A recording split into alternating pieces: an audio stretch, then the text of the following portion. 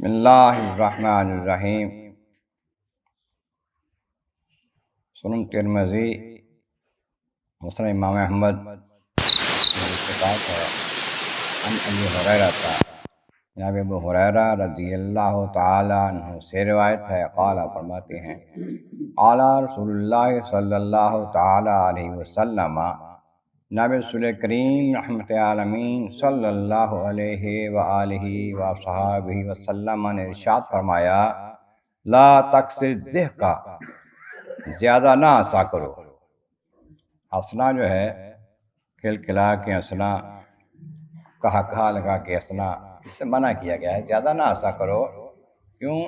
فإن کثرة الضحک تمیت القلب، کہ زیادہ ہنسنا جو ہے دل کو مردہ کرتا ہے، دل پر اثر ہوتا ہے غلط، اس کا دل جو ہے وہ مردہ ہوتا ہے۔ معنی یہ کہ اصل جو کام دل کا ہے اللہ کی یاد کرنا، اس طرف سے غالب ہو جاتا ہے، اس طرف سے وہ پیچھے رہ جاتا ہے، غائب ہو جاتا ہے اس معاملے میں۔